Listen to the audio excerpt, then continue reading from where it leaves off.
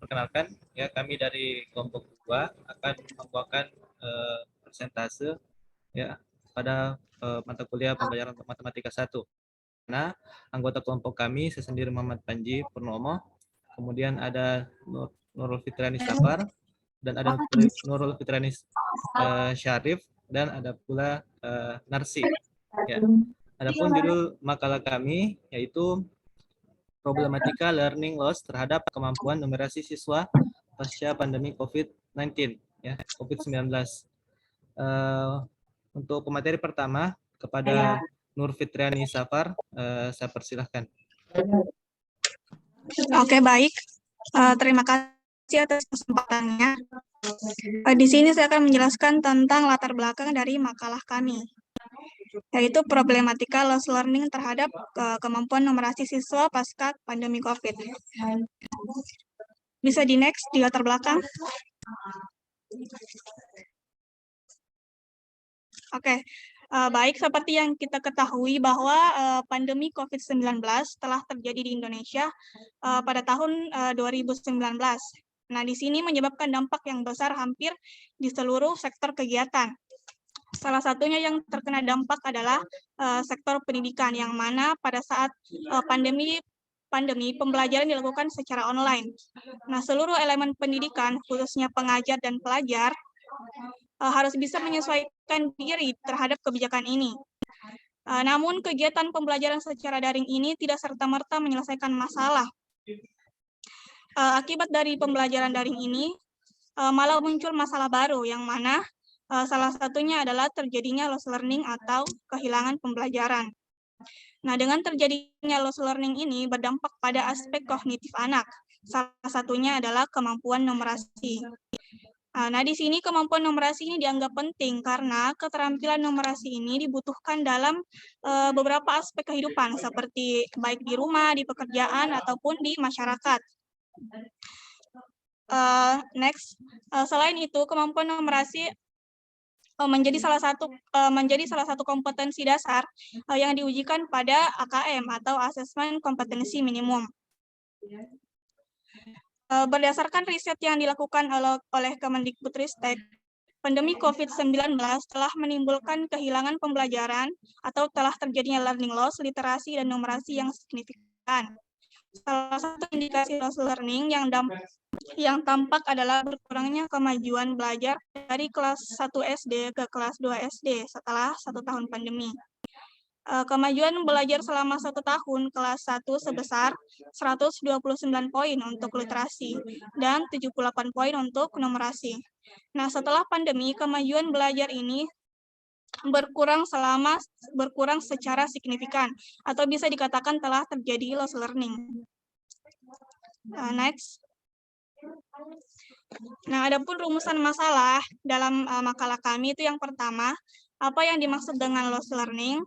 Kemudian yang kedua, apa saja kesulitan dalam menghadapi loss learning? Kemudian yang ketiga, bagaimana upaya untuk mengatasi loss learning? Yang keempat, apa yang dimaksud dengan kemampuan numerasi? Dan yang terakhir, bagaimana upaya meningkatkan kemampuan numerasi siswa?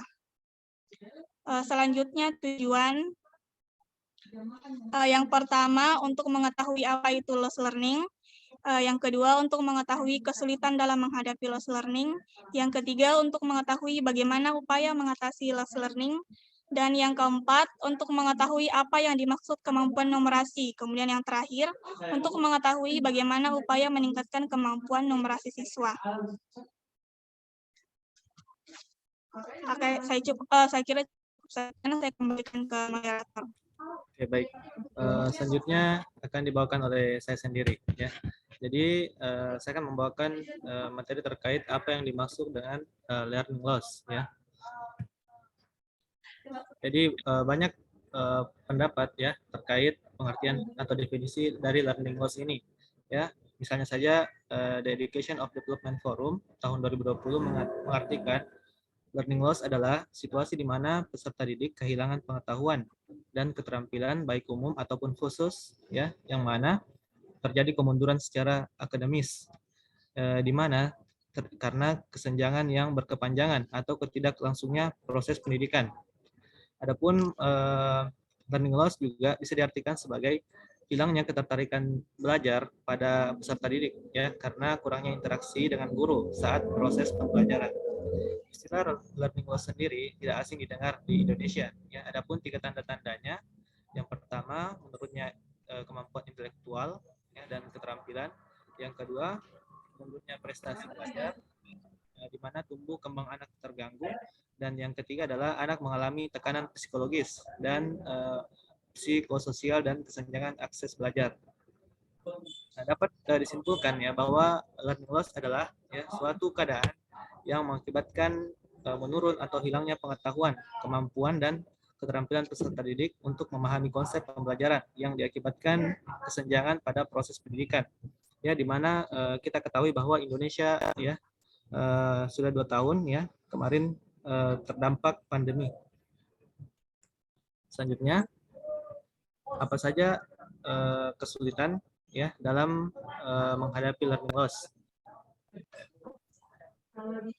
Ya, jadi berdasarkan kebijakan yang dikeluarkan oleh Kemendikbud ya merupakan langkah awal yang sigap dan tepat ya, di mana kita ketahui bahwa pada Maret tahun 2019 kalau tidak salah ya, di mana pandemi awalnya muncul ya, di mana proses pembelajaran yang dulunya konvensional berubah menjadi pembelajaran daring atau dalam jaringan, sehingga mau tidak mau ya para guru kemudian para siswa harus menyesuaikan diri terhadap perubahan tersebut.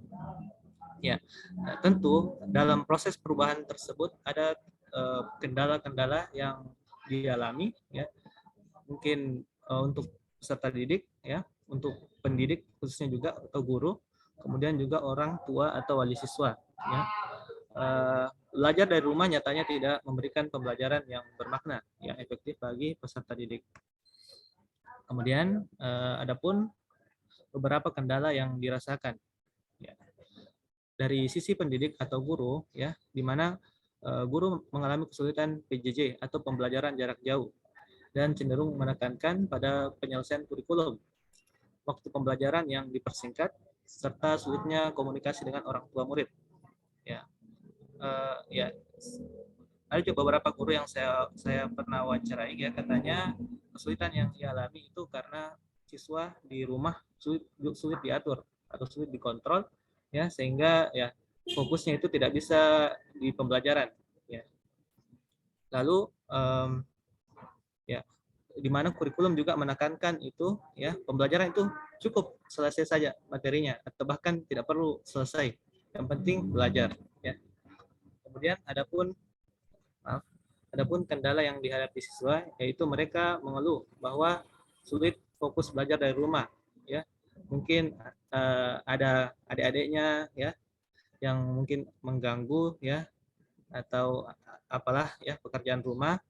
Kemudian siswa juga sulit menjawab pertanyaan dari guru, sehingga menyebabkan siswa stres ya, dan isolasi konstan yang membosankan ya. Ya kan waktu pandemi ya siswa di rumah saja, tidak pernah keluar-keluar ya. Ya, hal ini dapat menyebabkan kecemasan dan depresi pada anak-anak. Ya, hal serupa juga dijelaskan oleh Mel tahun 2020 dalam hasil penelitiannya bahwa a number of the student prefer to have conventional teaching and learning activities, di mana sejumlah siswa ya lebih menyukai pembelajaran secara konvensional ya, dan ada proses pembelajaran di kelas. Kemudian yang terakhir, bagi hambatan bagi orang tua atau wali siswa ya, adalah tidak semua orang tua atau wali dapat menemani anaknya belajar karena mungkin ada pekerjaan rumah dan sebagainya ya. Lalu juga mungkin kita ketahui bahwa ekonomi setiap orang berbeda-beda. Mungkin ada yang terkendala jaringan internet ya dan sebagainya. Kemudian untuk pemateri selanjutnya kepada Narsi saya persilahkan. Baik, terima kasih atas kesempatannya. Langsung saja, adapun upaya mengatasi learning loss. Yang pertama, merancang pembelajaran yang bervariasi sesuai dengan kemampuan, bakat, dan minat peserta didik, atau pembelajaran berdasarkan kebutuhan peserta didik. Yang kedua, melakukan pendekatan yang baik sehingga bahwa peserta didik termotivasi untuk terlibat aktif dalam pembelajaran jarak jauh. Yang ketiga, menggunakan pendekatan lain jika diindikasi bahwa ada peserta didik yang memiliki komunikasi online yang terbatas. Kemudian yang keempat, koordinasi dan komunikasi antara guru dan orang tua. Next. Adapun beberapa langkah yang strategis dalam mengantisipasi learning loss selama pembelajaran jarak jauh. Yang pertama, guru harus menganalisis kesenjangan belajar atau learning gaps yang dialami oleh siswa ataupun pembelajar. Yang kedua, orientasi capaian adalah kompetensi esensial dan prasyarat. Kemudian yang ketiga, guru harus mengutamakan personalisasi dalam penyelenggaraan pembelajaran. Kemudian yang keempat, guru dan orang tua perlu melakukan sinergi baik dalam komunikasi secara mingguan atau manakala orang tua ataupun guru mempunyai problematika seputar perkembangan belajar siswa. Yang kelima, guru dan orang tua sebagai figur yang paling dekat dengan siswa harus menjaga konsistensi dan komitmen yang kuat untuk membersamai siswa dalam proses belajar mengajar. Kemudian next. Kemudian selanjutnya kemampuan numerasi. Secara keseluruhan dapat disimpulkan dari beberapa pendapat. Kemampuan numerasi disebut sebagai kemampuan dalam memahami dan menggunakan matematika pada berbagai konteks dengan tujuan untuk dapat menyelesaikan masalah dan mampu menjelaskan suatu informasi kepada orang lain menggunakan matematika. Next. Adapun upaya untuk meningkatkan kemampuan numerasi siswa, yaitu saat pembelajaran di kelas diperlukan kreativitas guru, di mana guru harus pintar dan kreatif untuk menghubungkan konsep literasi numerasi dengan literasi yang lain. Guru juga dituntut untuk dapat membaca, memilah, serta membawa materi ke bentuk aplikasi yang sesuai. Dan juga adapun beberapa tips yang dapat meningkatkan kemampuan numerasi siswa. Yang pertama, mungkin bisa di next. Ya, yang pertama, analisis informasi, di mana salah satu cara untuk meningkatkan kecakapan numerasi dalam pembelajaran di kelas yakni dengan menganalisis informasi yang ditampilkan dalam berbagai bentuk seperti tabel, grafik, bagan, dan lainnya, lalu diinterpretasikan hasil analisis tersebut untuk memprediksi suatu, mengambil keputusan, atau memecahkan masalah. Yang kedua, mengaitkannya dalam kehidupan nyata.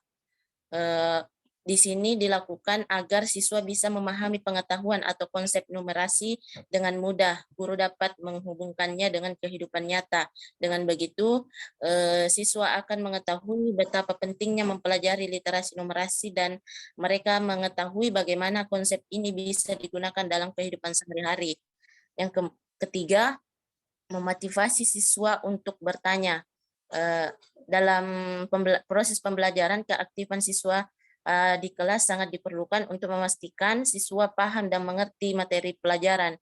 Dan guru harus bisa mendorong atau memotivasi siswa untuk aktif bertanya ketika belajar, serta memberikan reaksi positif bagi siswa yang berani bertanya. Yang keempat, pemahaman konsep bukan menghafal.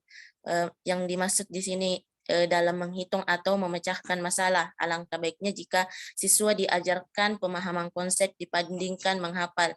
Nah, guru di sini bisa mengajarkan siswa menggunakan metode pemecahan masalah yang sering ada pada pembelajaran matematika dan numerasi. Dengan begitu, siswa akan lebih mudah dan cepat menyelesaikan masalah. Berbeda dengan sistem menghafal, seperti menghafal rumus, siswa akan sulit memecahkan masalah persoalan yang berbeda, dan ketika ada satu rumus yang terlupakan, maka jawabannya pasti tidak tepat. Kemudian yang kelima, sering berlatih soal numerasi. Adapun di sini agar kemampuan numerasi siswa meningkat dan bisa mengerjakan soal numerasi dengan baik, guru harus sering memberikan latihan soal numerasi beserta pembahasannya pada siswa. Dengan begitu, siswa dapat memahami berbagai soal-soal numerasi dan cara menjawabnya. Dalam hal konten numerasi, soal yang dibuat bertujuan untuk menguji geometri dan suatu pengukuran bilangan, aljabar, serta data dan ketidakpastian. Soal-soal numerasi juga ini melibatkan proses pemahaman suatu konsep di mana berkemampuan bernalar, menyelesaikan masalah, serta kemampuan dalam menerapkan konsep untuk menyelesaikan masalah tersebut. Next. Terima kasih pemaparan dari Narsi. Kemudian dilanjutkan oleh Nurul Fitriani Syarif. Baik, terima kasih atas kesempatannya. Saya akan melanjutkan pemaparan materi. Adapun kesimpulan dari materi ini adalah sebagai berikut.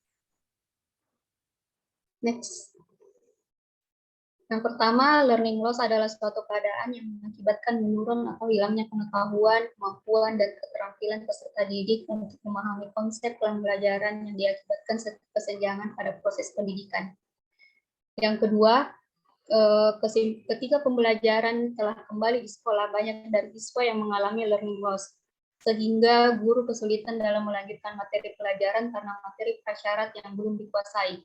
Kesimpulan yang ketiga, upaya mengatasi learning loss ialah dengan melakukan analisis terhadap kesenjangan belajar atau learning gaps pada siswa, lalu mengajarkan materi prasyarat yang dibutuhkan dan melakukan pendekatan yang sesuai untuk mengatasi learning loss.